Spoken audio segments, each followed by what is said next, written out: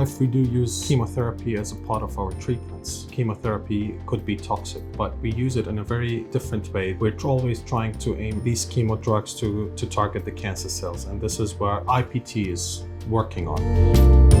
IPT stands for insulin potentiation therapy, meaning that we are combining insulin with chemotherapy. Insulin has two roles in this treatment, which is one, it's lowering the sugar in our glucose levels in the blood, which makes the cancer cells becomes very weak and they start to starve. So the resistance of these cancer cells towards the chemotherapy becomes low as well.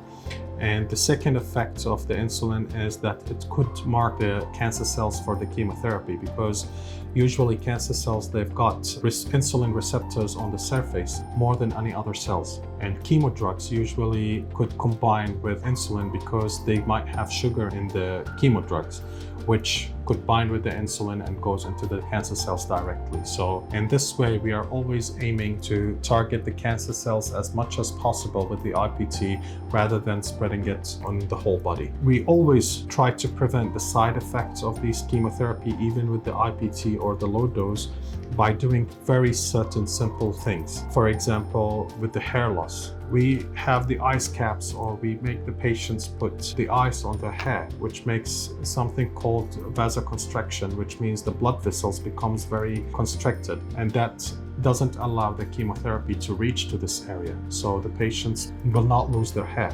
And this is one way of preventing a very common side effect of chemotherapy. The same for the hands. Some chemo drugs could cause peripheral neuropathy, which means they might have tingling and numbness on the tips of the fingers and their toes. And this not allow the patient even to hold a glass with conventional chemotherapy. They cannot drink, they cannot button their shirts. Another type of chemotherapy, which is the Metronomic chemotherapy, and this is extremely low dose, even lower than the IPT or the low dose chemotherapy intravenously, and it is given in an oral form.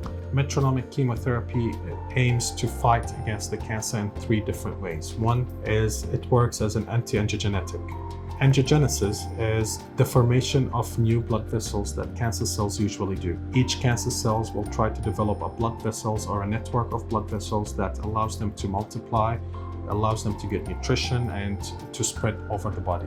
So Metronomic chemotherapy aims to block this angiogenesis or this network and makes the cancer becomes weaker. Another function of the Metronomic chemotherapy is to enhance the immune system, even though that it is a chemotherapy.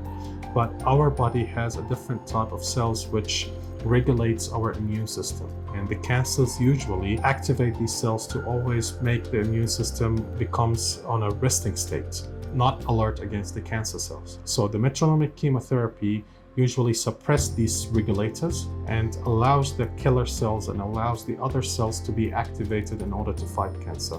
And the third role of Metronomic is the accumulation dose of this. Metronomic chemotherapy is a very extremely low dose of oral pills or oral form of chemotherapy that is given. So by time the accumulation of this chemotherapy becomes toxic for the cancer cells without any side effects, or side effects are very well tolerated by the patients.